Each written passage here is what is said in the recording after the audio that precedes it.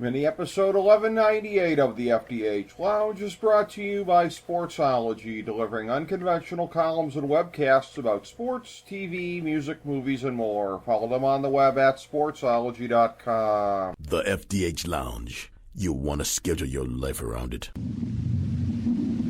A long time ago, on a gloomy, wet Cleveland spring night, two men stand alone amidst the late-night drizzle. Their voices echo across the vacant station parking lot as they debate the merits of the great American radio show that have been missing for far too long. On that night, an idea was born. That idea became the FDH Lounge.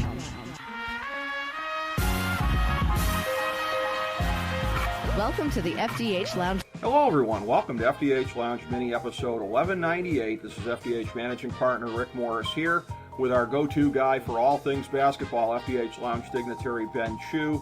And we are taking a look at the NBA season at mid-season. We are just coming off of a discussion about Kobe Bryant in our most recent mini episode in terms of the effect of his passing on the league and wider society as well while we're at it. But in terms of the on-court picture of the NBA, certainly Kobe's passing dominated All-Star Weekend as it was expected to, and a good part of the latter part of the first half of the season. But basically this is sort of our stretch run preview because the NBA does it at such a late point in the regular season, doing the All-Star game. Essentially at this point we are looking ahead to the end of the season and the playoffs, as well as finding out what we learned from the first half. So we bring in Ben Chu to do that, and Ben, in a lot of ways, it's been a predictable first half as far as some of the teams at the top. Milwaukee being up there, if not necessarily, we may not have expected quite where they'd be, but we knew they'd be up there. We knew that the Lakers and the Clippers would be, and Denver and Utah, but there have also been some surprises as well. It's been an interesting first half, whether or not the ratings have reflected it. Right, it's been a very weird, I wouldn't say weird start, but it's also been it's weirdly predictable. That's what I like to say, right? That a lot of the favorites we thought were going to be favorites were favorites, and a lot of these teams, like obviously the one that comes to mind, Milwaukee, Miami, have entered the fray and are definitely going to be, it's going to be a weird sort of a big grind with the rest of the season, especially with Kobe Bryant and James Harden passing. To see where all these teams are at, especially with possibly the foregone conclusion that we might see a Milwaukee-LA final. The Kareem Abdul-Jabbar finals, as it were. We just came off of the Joe Montana Super Bowl, but we could be seeing that. And when you look at it, again, many of the teams have been predictable towards the top, but in the Eastern Conference, some not necessarily as much. You touched on it there a little bit with Miami, and Jimmy Butler, one of the modern-day adherents to the Mamba mentality, certainly. The team that they've managed to put around him, Big Bam up there making it happen in his own way, being very impactful. Again, Miami has been a team that has surpassed most people's expectations. The defending champion Toronto Raptors, how often can you say that the defending champions have surpassed expectations? But they have, because we all knew Siakam was going to be the next guy that they were going to be building around, but I think we felt it might take a little bit more time than that. And indeed, 40-15 at the All-Star break, that may not be a sustainable pace going forward, but hats off to them nevertheless for keeping their momentum from the championship going, despite losing arguably the best player in the world in Kawhi Leonard. Boston, a little bit of, I don't know if you'd call it addition by subtraction with not having Kyrie there, but they also lost Al Horford, which was certainly subtraction by subtraction, but the remaining parts have come together.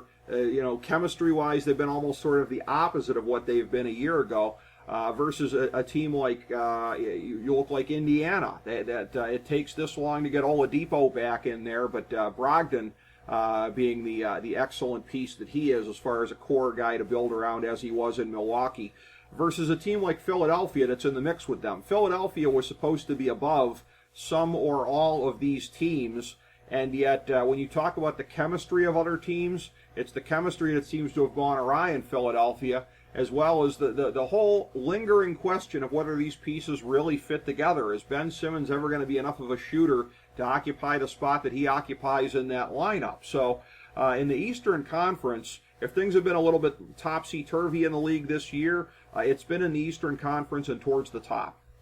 Yeah, and I think a lot of us, especially early on, thought we could see Milwaukee obviously as the top team.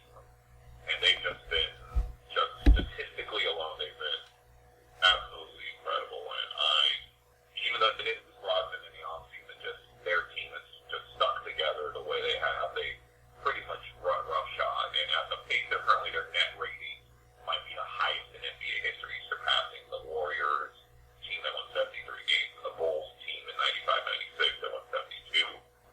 It's really, I feel at this point, it's theirs to lose. Barring a massive injury, I think they're probably going to be way ahead of a lot of teams. But again, there are some teams that can give that problem. You remember Toronto last year made the finish after coming back was down too low. There are some intriguing things that you can kind of take a look at with some of these other lower mid-tier teams. I would say now you include Boston, Milwaukee, and obviously Boston, Miami, and Philadelphia right now. I think we all kind of thought that Boston and Philly would be the top or near the top, but they're kind of jumbled in there right now. And I think we're seeing a lot of deficiencies a lot of these Eastern Conference playoff teams have. And I think that's what makes the Bucks juggernaut continue to do what the Bucks juggernaut is currently doing at this point. Yeah, and again, they have just been remarkable, the pace that they've been on. And again, Brogdon not being there, you and I have talked about this off air recently, that it is impossible, it is literally impossible to make a case for the Ewing theory there with them being better off without him. But what they have managed to do in terms of the system that they have, and it speaks so well to the Greek Freak that on paper, you look at it, and he doesn't have what you would consider to be the traditional amount of support that a superstar would have. Think Golden State in recent years. Think even the Cavs when they were at their peak in recent years, when Kyrie was still there with LeBron, and Kevin Love was certainly an excellent number 3. You look at it, but again, this whole, we're going to do it with everyone coming together and being, so they're sort of a machine of other parts that also has Middleton and then the Greek Freak. It's not the standard way to build a superpower in the league, but you can't argue with the results. No, I think what you have to give credit to Coach Mike Budenholzer for essentially mix and matching these parts. That was kind of one of the things that everyone was critical of him when he was in Atlanta, when they were running with that incredible team, Joe Johnson and Al Horford. And I just think generally the Bucks know who they are. And I think that's always important in life. If you know who you are, Rick, life is a lot simpler. And the Bucks are just doing what they need to do. And you have to give their team of building, because let us not forget, we are only a couple years removed from the fact that Milwaukee was in trouble with their arena situation. There was rumors that Ballmer was sniffing around to possibly move the team to Seattle. So they've done a great job of building an organization from the bottom up, and they've done a great job of roster construction outside of maybe the Brogdon decision. And they've done a good job of finding pieces that fit with Giannis. The Lopez brothers down low are pretty much incredibly tough to stop if they're both playing well. Middleton's been playing well. Some other guys that I think a lot of other NBA fans who watch the games don't really know about. Not taking Vincenzo has been playing very well for them off the bench. They've just been the sort of quintessential narrative of the one transcendent superstar and the complementary pieces that will fit around him. Exactly, and post Kyrie in Cleveland, it strikes me that this is what the Cavs were always trying to do with LeBron, and you could see it, but they just never had enough consistency in their other players. Ironically, George Hill being a common denominator in both, but George Hill, suffice to say, is not being leaned on in Milwaukee nearly to the degree that he was in Cleveland, and I think that makes a difference, is the depth of these parts there. You get a little bit lower in the Eastern Conference standings as far as the teams on the playoff bubble. You've got Brooklyn down there. Again, Kyrie, it's been kind of an up and down year for him. Big highs and big lows. some of the teams that are in the picture as well. I'm going to give you credit. You were one of the only people I know before the year that called it as far as Washington being a team that wasn't going to be. I thought they were a team that was going to win in the teens, and they've already surpassed what I thought for the year. It is criminal that Bradley Beal didn't make the All-Star game. Charlotte has kind of faded, but they were a team that was in the playoff mix there for a good chunk of the way. You called it on them as well. They're not going to be as bad as everyone else thinks. Part of this is the revolution in pace this year that, again, has something to do with why Washington also, for all their success, has a historically bad defense at the same time, and that's the reason that they're on the outside of the playoff picture looking in today as opposed to being in it. But the bottom of the conference, as far as the 7 seed, 8 seed, and the teams that are just missing the playoff picture right there, those teams collectively give you a very interesting sense in a lot of different ways of where the league is at right now. And I think it could be lower tier teams right now. We almost have to forget Brooklyn's going to be getting Kevin Durant, but I think they can possibly do back to the elite status of the league competition in the Eastern Conference. But a lot of these teams we don't talk about Orlando a lot. They're still, I believe, at this moment, the 8th seed. And they still have a very solid defense. Vucevic, Aaron Gordon, who probably got robbed from another dunk contest. They've been playing very well, and Clippers deserve credit for helping them bounce back after a tough opening round playoff loss last season to the Toronto Raptors. The Blazers and I think we talked about taking the space off there, and that's what the league seems to do. That's not going to change anytime soon.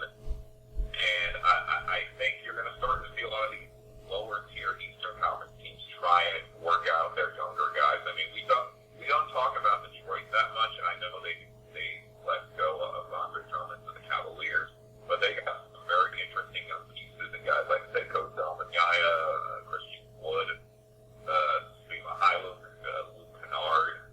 You just have a lot of interesting teams in the East that are in that weird rebuilding mode, but they're not truly rebuilding at the same time. I think a lot of these teams are trying to figure out, with this new case and space era, how do you formulate a roster? How do you construct it properly? I would agree with that. You mentioned the Cavs. We'll get to them at the end, just like we did with our season preview, because it is worth revisiting some of the things that we said about them, many of which, believe it or not, I would still stand behind. Before going to the West, I do want to ask you this. Looking at the 6th seed in the East currently, Indiana, getting back Oladipo with everything they were able to do with Brogdon, who was able to sort of fill that role for them in the first half of the season, and you look at the way that the pieces have fit in with that team. You've got Warren in there, and the way that things have really gone. Am I crazy to think, in looking at this here, that once they fully get everything going with Oladipo and Brogdon used to playing together, that this is a team that could be a dark horse to make a run to the conference finals? I don't think you're wrong at all. Indiana's proven all season that they have the talent, the bonus with an all-star this season, and they beat up on the Lakers, even though that was a dynasty game, but they played well against them. For me, Indiana is their roster is very well constructed, and again, we all discussed that before when they had Portland had Kevin Pritchard as their GM, and they just have a very good young balanced team. And the question for them is, what you brought up in the initial question, is that if Oladipo can get even back to 80%, they're a very dark horsey team, because I don't think outside of Milwaukee anyone is really defined as a team that's going to automatically make it to the next round of the playoffs. Well, that's it. That we are looking to have, I think, extraordinarily interesting playoffs, which has not been the case for quite some time in the East, particularly when you're talking about the first round. We could have a number of first-round series that are intriguing in the East. It's not as much of a surprise when it happens in the West, because the West has been historically deeper than the East and has had a number of teams that have really been kind of bunched up.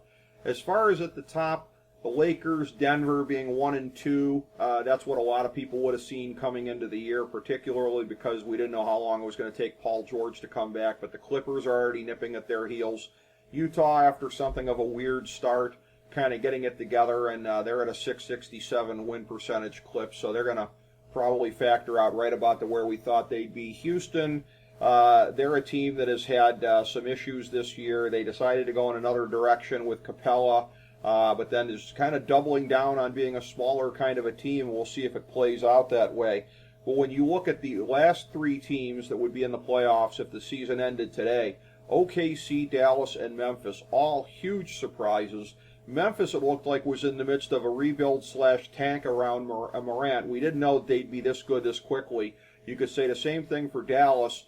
We knew Luka Doncic coming off of year 1. We knew he was already a very elite player, but he has just continued to grow. And CP3 is having the late career renaissance of a lifetime in Oklahoma City, carrying that roster.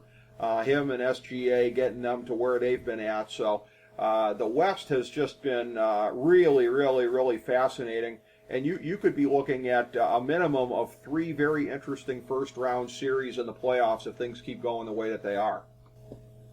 Right, and especially, I mean, we didn't even talk about 2 teams on that list that are currently 9 and 10 on as of the season, the Portland Trailblazers and the New Orleans Pelicans. Right. And I think it's one of those weird years in the West where there are power teams, the elite, but there are a lot of good teams that can definitely do damage in the playoffs if they come to those things. Because and like I said, none of the teams in the Western Conference have proven anything in the playoffs at this point, if I'm being 100% honest. Not a single one of them at this timeline.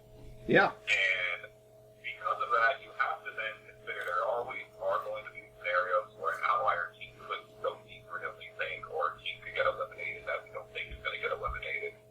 I mean, you got to go back to some of the points just about those final 3 teams. Dallas has just been incredible all season. They have the highest offensive rating in the league. But they've also been the type of team that just has been incredibly balanced. And considering they've lost Luka and Kristaps Porzingis for periods of time, like extended runs of both of them, they have played incredibly well.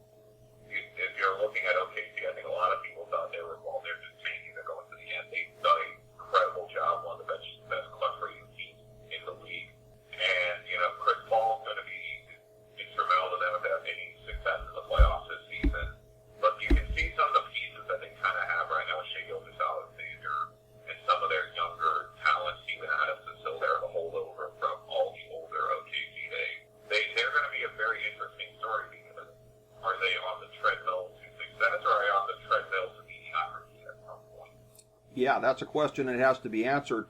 And when you look at that, yeah, OKC at least has remnants of teams that made runs, and that's the whole thing. That Golden State was the team that pretty much blocked out everybody else in the West the last several seasons, and they are basically taking their knee for this year, and they have the worst record in the conference, unsurprisingly so, given all the injuries that they have there, plus the defection of Kevin Durant. So you're left to look at teams and kind of squint. Like San Antonio has a handful of guys who were part of the winning program the last time there. Oklahoma City, like I said, guys who've made a run. Houston, they've got guys who've been on that team who've made it as far as the conference finals, and obviously LeBron with the Lakers. But that's what we're looking at here. We're looking at remnants. Kawhi Leonard obviously has been a big-time winner, but really nobody else on the Clippers to this point. Paul George, I think, had made it to a conference finals. So, yeah, as far as everyone having to prove something here in the West, you put your finger on it. That's a very overlooked element of this. Right, and I think we're seeing the youth movement of Ja Morant and Zion Williamson and just the overall Pelican team. It's going to be very interesting to see how they all pan out, because if we tend to look at the top tier of the Western Conference outside of Denver and Utah, both the Clippers and Lakers are very old teams, and you're going to have to consider that there are going to be pieces moving in and out of them. So this is one of those timelines where the youth movement is happening in the Western Conference, and it's going to be interesting to see, not just for this season, but the rest of the next 2 or 3 years, to see where New Orleans, Memphis, Utah, Portland, and the Nuggets are going to be. Well, we've touched on this briefly to this point, but the revolution in pace that is happening right now, where so many teams are averaging over 100 points a game, and again, the whole pace and space thing is really just kind of exploding. The three-point revolution, part of that, and that's been part of the game for the last 5 years plus. But as far as the pace part of it right now, this is a thing where it strikes me you look at a team like the Lakers, and this is a very inconvenient hinge of history for one LeBron James, because he has been basically a force of will the last 2-3 years in particular, in terms of his teams playing a slowdown style, whatever, not playing a style that is going to be unsustainable for him. But as far as what he's going to be looking like come May, much less June, obviously his conditioning is obviously as strong as it is for just about anybody in the league, much less anyone at his age. But science and Father Time are what they are. So after going through a season where pace has been pushed, I won't say like never before, but not like it has been for a long time, one wonders the effect that it's going to have on some of these aging teams. Right, and the question that we're going to see, and I think the question that a lot of us are intrigued by in circles is that, are we going to see a slowdown of pace after the All-Star break? Is it going to keep being going as fast as humanly possible when teams start to shake out a little bit to where they're like, we're not going to make the playoffs. Do we really want to keep running up and down the court the entire game at the end of the day? So it's going to be a very interesting data period and a data dump in terms of just what is going to end up just happening overall. It really is, and seeing how it all plays out and seeing what the effects are going to be, it's really going to be something that is just fascinating, because again, these hinge moments in history when things are moving and changing very rapidly, and when we did our preseason preview, we could not have forecast the amount that pace was going to go up this year alone. We've been moving towards greater pace in the game, and that is something of an equalizer. And I think, again, that is something where when you look at, say, Washington and Charlotte, again, you're the big outlier on that. You called that they were not going to be necessarily the dregs of the league that I thought they were going to be. But it seems to me this has been something of an equalizer around the league in terms of talent. The teams have figured out that this is one of these market inefficiencies that they can take advantage of. We may not have as much talent on our roster, but if we push the pace, we might be able to hang or even beat a team that's better than us but not as well conditioned. Right, and we've seen already this season, we're just talking pace overall, we've seen teams come back from deficits that were, I thought, unfathomable in periods of time. We saw it earlier in the year. Toronto beat Dallas after coming back from a 28-point deficit in the fourth quarter. We might have seen, I saw San Antonio Spurs in a Hawks game where the Hawks were down by 10 with a minute 60 to play, and they came back and won. So, no lead is the rule now in the NBA. No lead is safe.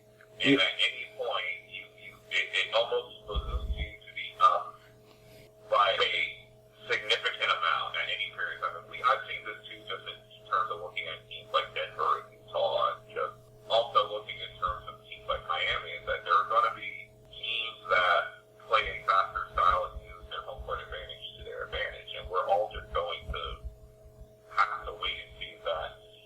Whenever I always like to believe in the NBA, whenever everyone's copycatting everyone else, someone is going to do something different. That's just necessity breeds innovation, and I think the NBA, someone's going to try and do something a little bit different in the next 5 to 10 years. I don't know who, I don't know when, and I don't know around who, because I would think it'd have to be a changing player or talent to really determine things. But I think pace and space basketball is really here to stay, and until some sort of rule changes come into effect to limit that pace and space, I don't think we're going to see it, because I'll be really honest, I think a lot of people tend to want to watch fast-paced up-tempo basketball. Yeah, and that is one of the things that could mitigate the rating situation. What's happened early on a little bit is the excitability of the games. And in terms of that, the Elam system that we saw at the All-Star game, it had such a very good first kind of reception, unsurprisingly so, given the fact that it was almost the perfect scenario for playing it out the way that the game finished.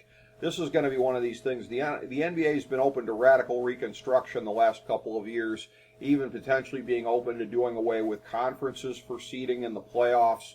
So one would think that that is something that's going to get a look as far as being an antidote to the low ratings, particularly, like you said, the style of play is one that is deemed more exciting by a lot of folks right now, as opposed to the extreme Mike Fratello slowdown style. So these are things I'm sure that Adam Silver is taking a very, very close look at in trying to keep the ratings stable going into what is going to be the next TV negotiation deal, because those things are never as far away as you think they are. Right, and I think it's just generally with the ratings just overall. I think early on, I think if we're being honest, I wasn't super surprised by the things of the ratings. I mean, we're coming off of the lengthy Golden State run where they were the dominant team in the league. And we also live in a world, Rick, where instant gratification or commodification on your cell phone. Right. You don't necessarily need to watch all the games to know what's going on in the NBA. And to act like ratings are the be-all and end-all, we're not trying to sell MVP Thursday night lineup here. It's basketball. It's professional basketball with the elites of the elites. And I think across all sports, we're going to see hits and rises and peaks and valleys. And I think the major thing is just trying to keep viewers intrigued by games. Because I completely understand why Silver is putting up these propositions of doing these in-season tournaments or even doing the tournament for a play-in game just to get more ratings. I get it entirely. I just think ratings are a misnomer of the fact, because that doesn't necessarily mean that your product is not being watched. And the way we consume media today is not the way we consumed media 10 years ago even. And I think it's foolhardy to look at that and say, well, ratings are down in the NBA. Well, I don't blame ratings for being down in the NBA. I don't know how many people are willingly wanting to tune into a Detroit Pistons Atlanta Hawks game on a daily basis. Right. No, that's true. That's a very good point. One of the teams that we knew was not going to be very good coming into this season, but you and I had some kind of long-term optimism for them, nevertheless, coming into the year. Cleveland Cavaliers, my hometown team. They were, for a brief period of your life, your hometown team as well. And in looking at it, with John Beilein coming in, a young nucleus, I still say in looking at this, and again, they're bringing him along very slowly, and it's probably the right thing. Kevin Porter Jr. still has the upside to where it looks like he could become a big star in this league. Colin Sexton, Darius Garland, you're getting ups and downs from these guys. Sexton had a nice all-star weekend, which with the Rising Stars game, which should only help things improve with him. His defense and his assists still a work in progress, to be kind. Garland has been up and down as a rookie as well. Andre Drummond coming to the Cavs right before the All-Star break, that was a surprise. But somehow or another, through what was a very difficult first half, it appears to have gotten too much for John Beilein. As we record this, it looks like the Cavs are in the final stages of parting with him. I may look like an idiot for saying that if by the time I post this they have reconciled with him. But again, it looks like it's only a matter of time. When it gets out that you were contemplating leaving, you're dead man walking. So this is a situation where in some ways it's gone even worse than a lot of people thought it would. There's not too many ways where it's gone better, although I would still point to Kevin Porter Jr. and the fact that he not only looked like he belonged in the league from day one, he's shown flashes from day one, and they're bringing him along slowly. But you're looking at a guy that looks like he could be a centerpiece. I continue to pine for James Wiseman in the next draft. I continue to say potentially this team may not be as far away as people think in terms of the talent here. They have the ability to score the ball, even if their defense has been just abysmal. And again, some of these guys are not going to be part of the long-term deal going forward. Kevin Love at some point is probably going to get flipped for somebody, even if it's just a draft asset. But what do you think in terms of where we were at the beginning of the season with some of the long-term optimism that we had versus where we're at right now? Well, in terms of the beginning of the season, probably the only sort of, show that will talk about the Cleveland Cavaliers. But it's hard. I mean, I think there was optimism for that team. Yes, the young players, they were going to come along a little bit further, but the issue they run into is defense. Yes, I think they're in the bottom 5 defensive ratings in the league. They have a lot of talent. It doesn't seem like one of those situations where Detroit trying to rebuild. They are still kind of bereft of guys that they need.